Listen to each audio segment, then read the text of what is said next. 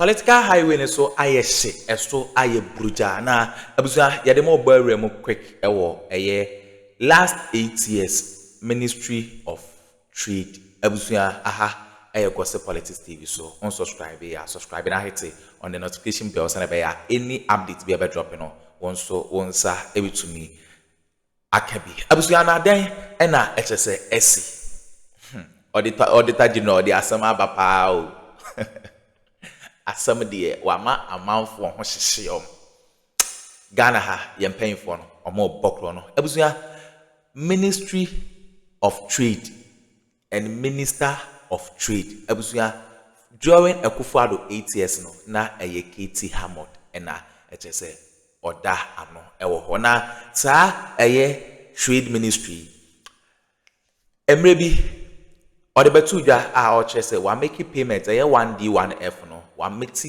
make payment bi e de ama 5 banks sa 5 banks omo NHS wa make sa payment no e de ama omo na payment ben na amount to sign na chese o make to sa bank 5 mu no 89.4 million Ghana cedis abusua 89.4 million Ghana cedis na yedura 1D 1F ni mu sa payment na o say wa make e de ama 5 banks no abusua na auditor general ekoye audit of rare and as okole sa 5 banks investigations abusua sa sikabia anko Ghana sikabia ni wa omo sende ekoto sa 5 banks according to Honorable Felix Kwachi Ofosu na abusua chese sa sika no ewe aswohye abakiti amotside 1D 1F scandal be a P wo ho asa 89.4 billion 5 banks ya omodi omoye akadam omodi omokata so a omochese omotu esika bia ma omo abusua sika bia nko according to Felix Kwachi Ofosu Honorable KT Hammond ono enso na eda Trade Ministry ano or a trade minister na that means say abusua sa sika no way na say investigations eba be koso ewo KT Hammond ne side as 89.4 billion obekwa akochire ba bia sa sika no abusua ora adwuma afi na NDC for keka omo abusua momya ko na yankonkotie Honorable Felix Kwachi Ofosu ne nsem bi odi tudwa erifa unsubscribe subscribe and hit on the notification bell so na any update be dropping on onsa ebetumi akabena that means 89.4 billion no eyenkofo bi na akabom omo achi sika omo disika na fine man na your friend Ken Oforiata or US prison no man no wa ye adwuma wa kire se oye criminal tactician bebia oseho momyanko na unsubscribe subscribe and hit on the notification bell so that any update we ever dropping on once to me aka madam. You mentioned this, indeed you're right. Yes, the finance minister first articulated this in his budget of last year, and when he came here he gave us a bit more clarity when he was on PM Express. Yes, so I've just been looking at what he said last year, and there are a few discrepancies in the numbers, and I just want to put it out so you can reconcile. In paragraph 151, where he touches on this, it says, as the time was speaking, page 25 of the 2026 budget, 10.4 billion in claims were rejected. Yes. At the time, yes, due to unsupported documentation. Yes. As you know, today, in what was presented, the amount rejected is 8 billion. Of course, that is because at the time... So there's a discrepancy. Yes, there. At the time, some... claims were not supported by documents. Subsequent to that, documents were brought to show that there was legitimate basis for it, and they were accepted and validated. So there's really nothing wrong with it. So that again comes to my question. Because I read the document today and I'm thinking, isn't there plausible explanations for why some of these things happened?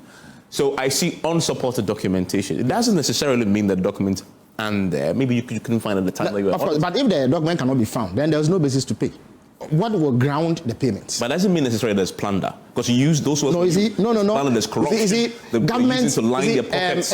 Evans, government is a serious entity. It is not possible, or it should not be possible, for a whole government institution like the finance ministry not to have records on contracts that have been awarded.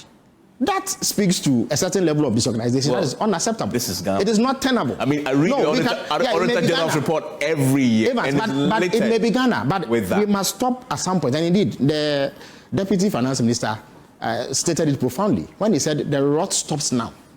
If we run a country where documents regarding contracts involving millions of Ghana cedis of the taxpayers' money cannot be produced to support payments, then we cannot be serious as a country. So it has got to stop somewhere. And therefore, if you cannot show documents, no official should be willing to authorize payments. Because even if, let us assume that the contractor or the supplier did not have documents. What about the ministry that awarded the contract? Or the entity that approved payment? What did they base that approval on? So we cannot accept such untenable claims and on that basis proceed to make payment. It is simply not tenable. I mean, how do you have a situation where the Ministry of Trade says that they have paid 89 million Ghana cedis to 5 banks as interest for monies that government government share of interest. Government share of interest in the 1D1F companies, yes. Now, the auditors make contact with the 5 banks, and all of them flatly deny that any such monies have been paid. In one breath, in fact, in one instance, they said that 10.5 million Ghana cedis had been paid to a specific account in a specific bank. The auditors go there, and in fact, they even provide a supposed account number. The auditors go there and they find that the account number does not exist, and that the entity has no such bank account into which any such monies could have been paid. And in fact, no such monies were paid. But the Ghana's records show that monies have been paid. And it was paid to this particular bank. Let's interrogate the first one about the 1D1F shared interest payments. Yes. Because I see that's the single largest infraction, if you like, irregularity. Yes. Because 89.4 million, that's a lot of money. Yes, that's a lot of money. But I read it carefully, Felix, and because you've been in government before. Sure. If these monies were indeed paid, because you say, quote, 89.4 million of hard-earned public money could have been disbursed to settle non-existent liability, even the money had been paid, right? Mm-hmm. Even if this was paid, this would have gone to the bank accounts of these banks. Yes. Because it was monies that they were owed. It had been presented as loans, of course. So the government was paying its share of the interest. So the banks would have benefited, but not an individual. Yes. So where is this? Because the whole thing has been framed as scheme to create not to impugn any financial institution. But financial institutions have been known to engage in wrongdoing all the time. Some of them are fined. Some of them have their leaders imprisoned elsewhere. So it will not be unheard of for some collusion to exist between financial institutions and individuals in government. Because if you say that you've brought a claim of 89.4 million that should be paid to some banks, and the banks say that no such liability or payment is due them, because even the basis upon which the payment is to be made does not exist, that is clear fraud.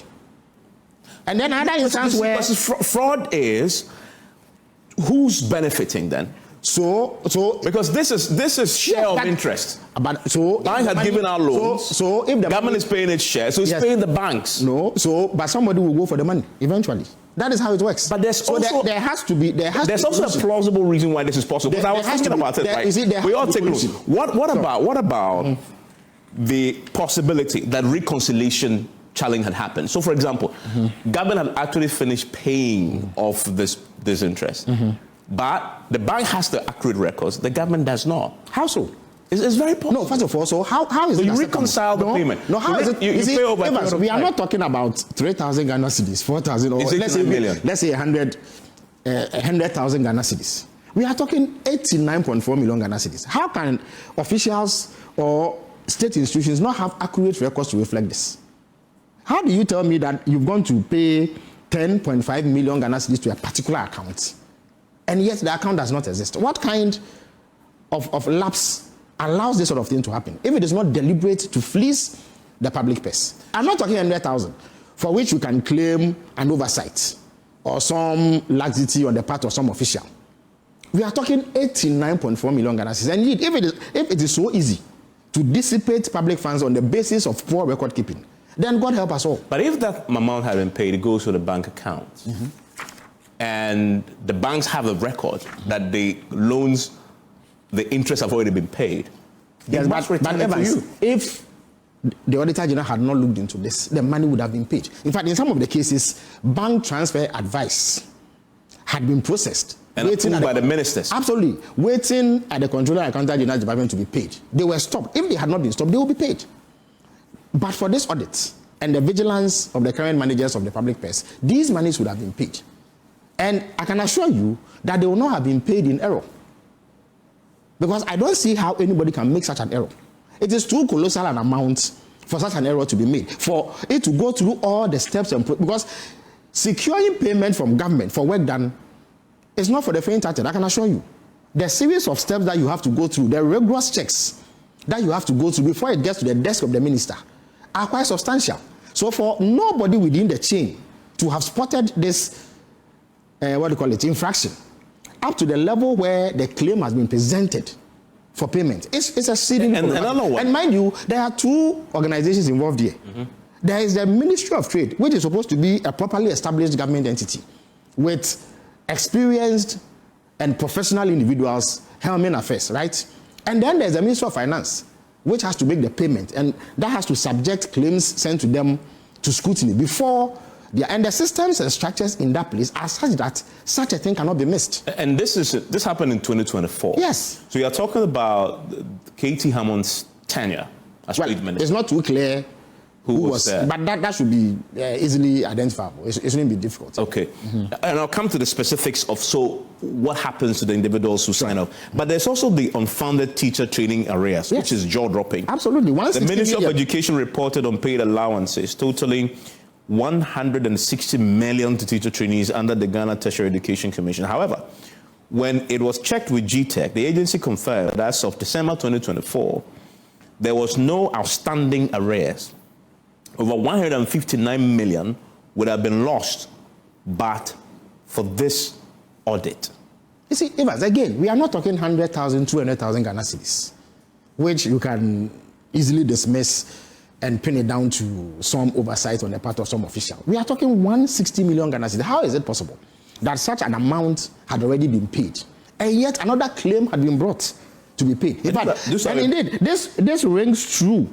The statement that was read today, there were multiple recycled payments, things that had been paid already. In fact, again, the document trail, the paper trail, the sort of work that would have gone into checking it at every stage would leave no doubt about the fact that these amounts have been paid. And yet, another claim was made. And indeed, if the audit had not been carried out, it would have been paid. Again, it means that there was no guarantee that any checks would have been conducted. But I recall there was a time in early 2017, 2018, that emerged that some government officials had been paid double. Yes. Double payments. In fact, some of them there was suggestion that they were going to be tried. Yes. Doesn't that explain that the whole public salary compensation payment architecture is broken? Is it that one? So, for instance, I'm a minister and then I'm an MP. You are not supposed to be paid for both jobs. So you are paid one salary. But when you are appointed a minister, you are given an appointment letter with terms and conditions of service. They take your details to put you on the public payroll. So, in fact, it's even entirely possible for the minister or MP not to notice the payment, depending on how active his account is. So, it is the duty of those who process the payment to merge their systems and spot this. But we are talking about a few hundreds of thousands of cedis, which in the larger scheme of things may seem small, and so you can miss. But not 160 million Ghana cedis, not 89.4 million Ghana cedis, not 10.5 million Ghana cedis even. That is simply not explainable under any circumstance. And you see, again, you need to notice that the Auditor General, before publishing his report, issues management letters. So they seek responses. If they are satisfied by the response, they won't flag the particular transaction that they are looking into. So before they publish, they would flag a particular transaction, means that they are not satisfied with the explanations that have been offered, or they are not satisfied with the documentation that is provided. And mind you, it is not just the Auditor General that these are world-class, reputable audit firms with a track record of solid performance who carried out this audit on behalf of the Auditor General. Except that if the 160 million had been paid, it would have gone to teachers who had already been paid. Yes. So the teacher would have received, and it's entirely possible the teacher may not notice, depending on how active they can be. But in any event, where's the fraud and the corruption? No, but the point is that you are assuming that it will go to the teachers. That's the assumption you are making. You also have to avert your mind to the fact that there are conduits through which these things are channeled. Those who do this and cook it up have ways. For instance, you would assume, wouldn't you, that if there are ghost names on the payroll of national service, those payments will go into specific accounts belonging to specific individuals, right? How do the perpetrators find a way to sweep or mop up those funds for their own use? Because they have an elaborate scheme and system, sometimes in collusion with financial institutions to do so. Or let me rather rephrase, in collusion with individuals in financial institutions to do so. So these findings are mind-boggling. They are deeply troubling. And it shows that a lot has to be done to ensure that it does not happen. And that is how come I am particularly gratified about the steps that this finance minister and his team are taking to avert this sort of thing. And they insist that the right, in fact, now even before a contract is awarded, what you have to go through in order to get it approved and funded is enough to convince any observer that the system is being improved. You know, strict financial discipline is one thing, but ensuring that loopholes are not exploited is quite another. And we are determined as a government to ensure that this does not happen again. There's no way that this sort of thing will be allowed to happen. I'm going to take a break. We're going to return. So what is going to happen to the individuals who were responsible for these matters as the auditors have uncovered? I'll ask him about that. And then the fundamental question of, so today was submitted to Parliament. The Public Accounts Committee will have to deal with this particular matter. Individuals will have to be invited. As this was presented to the House today, there wasn't a suggestion, and I haven't seen it in what was presented, that the responses that were sought were captured at least in the statement that was on the floor. And many have said, to be fair, and I've heard Felix accused of being propagandist on the matter, and the government was being propagandist on the matter. In other words, if they really wanted to be fair to the issue, in this statement that was presented to Parliament, they would have also captured the responses that the various individuals and institutions gave to explain why some of these irregularities happen. Now, I'll put that question to him. Is the government simply being propagandist about this? Okay, abusuya we ne ensma ekọ so our political highway so eye KT Hammond the ministry ono ena na eda no 89.4 billion ehon nsem ena honorable kwachi ofusu edebra unsubscribe ya subscribe na hit on the notification bells and any update be drop no ha bia no wonso wonsa ebetumi akabi medamase.